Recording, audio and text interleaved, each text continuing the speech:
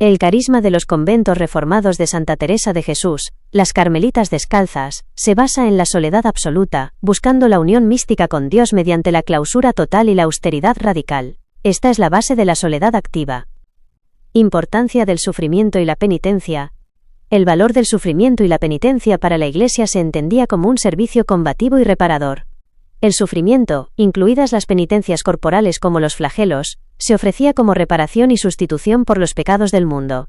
Las monjas se veían como víctimas sustitutivas que asumían el dolor en nombre de otros. Buscaban así una mayor unión con Cristo y la cruz, considerando el dolor físico y la renuncia absoluta el camino más eficaz para el fin místico. Esta vida penitencial intensificaba la fuerza de su oración, haciendo sus súplicas por la Iglesia, el Papa y la fe más poderosas y efectivas ante Dios. El dolor autoimpuesto era por lo tanto su forma de combate espiritual por la salvación global. Motivación de los patrocinadores, la salvación del alma. Nobles y gentes adineradas patrocinaron los conventos de Santa Teresa para la salvación de sus propias almas. En el siglo XVI, financiar la fundación de un convento de estricta observancia y pobreza absoluta era visto como una obra de caridad meritoria de gran valor. Creían que las oraciones y el sufrimiento penitencial de las monjas en clausura les serían imputadas, asegurando su propio descanso eterno y el de sus familias. Patrocinadores nobles y laicos clave. El éxito de las 17 fundaciones de Santa Teresa dependió del capital inicial y el prestigio social aportado por estos benefactores, ya que la regla descalza prohibía poseer rentas. Familia Cepeda y Ahumada, sus hermanos. El principal apoyo económico vino de sus hermanos, especialmente Lorenzo de Cepeda, quien regresó enriquecido de las Indias.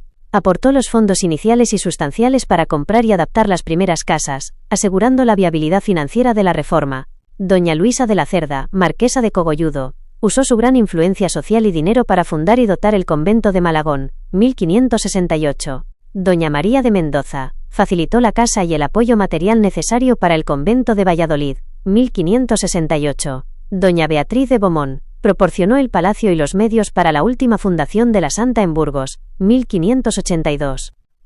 La rigurosa vida en los conventos de clausura fundados por Santa Teresa de Jesús se convirtió en una poderosa herramienta de autoridad para la Iglesia, al ofrecer una vía única e inigualable para la expiación de los pecados de la nobleza, los adinerados y el pueblo en general. El poder de la expiación mediada por la Iglesia. El carisma de la soledad absoluta y la austeridad radical, que incluía penitencias corporales severas como los flagelos, se transformó en la máxima forma de capital espiritual en la España del siglo XVI. La deuda de la élite y su pago espiritual. Los nobles y las gentes adineradas buscaban fervientemente asegurar la salvación de sus almas y la de sus linajes. La Iglesia, a través de las Carmelitas Descalzas, ofrecía el servicio de expiación por delegación. 1. El intercambio sagrado. Los laicos aportaban el capital material, dinero, palacios, tierras, para fundar y sostener los conventos. A cambio, las monjas, mediante la penitencia y el dolor autoimpuesto, pagaban la deuda espiritual de sus bienhechores. 2. Control sobre la élite. Este sistema ataba a las clases dirigentes a la Iglesia. La certeza de que el sufrimiento de las monjas les sería imputado para su salvación, reforzaba la dependencia de la élite respecto a la institución eclesiástica, garantizando un flujo constante de patrimonio y poder social. Intercesión por el pueblo y refuerzo moral. La expiación también se ofrecía como un servicio constante de intercesión por las necesidades espirituales del pueblo en general. Combate espiritual. Las monjas, desde su aislamiento, eran presentadas como las soldados de Cristo en una guerra espiritual. Sus flagelos y su dolor eran la fuerza invisible que defendía a toda la cristiandad de los enemigos internos, pecado y externos, herejía. Autoridad moral. La severidad y la pureza de las monjas descalzas contrastaban con la relajación percibida en otras órdenes. Esto legitimaba a la Iglesia católica como una institución capaz de reformarse radicalmente, aumentando su autoridad moral ante la sociedad, y confirmando que sólo ella podía canalizar esa gracia expiatoria. En resumen, la práctica extrema de la expiación por medio del dolor en la clausura era la garantía de salvación que la Iglesia ofrecía a sus patrocinadores, asegurando con ello su poder institucional, económico y social en la España del siglo de oro. Para Santa Teresa de Jesús, el sufrimiento, manifiesto en las duras penitencias y flagelos, era un acto de expiación voluntaria. Ella y sus monjas abrazaban el dolor físico como una ofrenda redentora y un sacrificio místico para reparar los pecados del mundo y asegurar la salvación propia y la de sus patrocinadores nobles. El dolor tenía por lo tanto un fin trascendente y moral.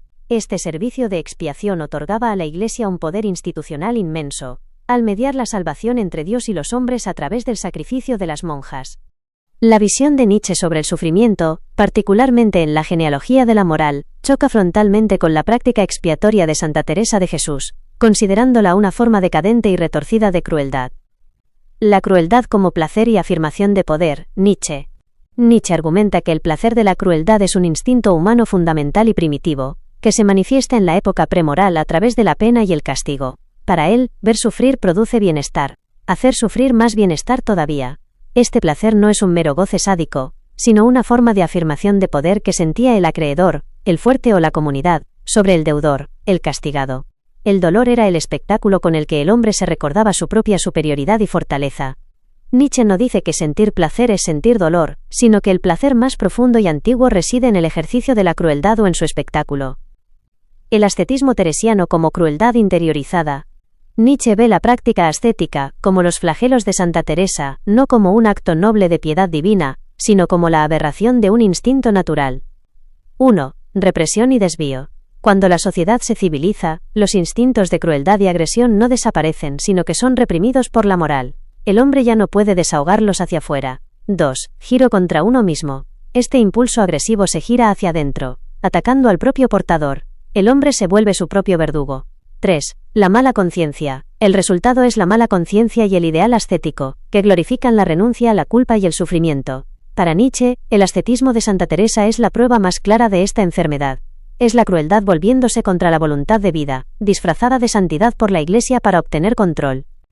En esencia, Nietzsche percibe el sufrimiento expiatorio de la mística española no como redención, sino como el resultado de una voluntad de poder enferma, que incapaz de afirmarse en el mundo terrenal, encuentra su último y más sutil placer en el tormento de sí misma y en el desprecio de la vida.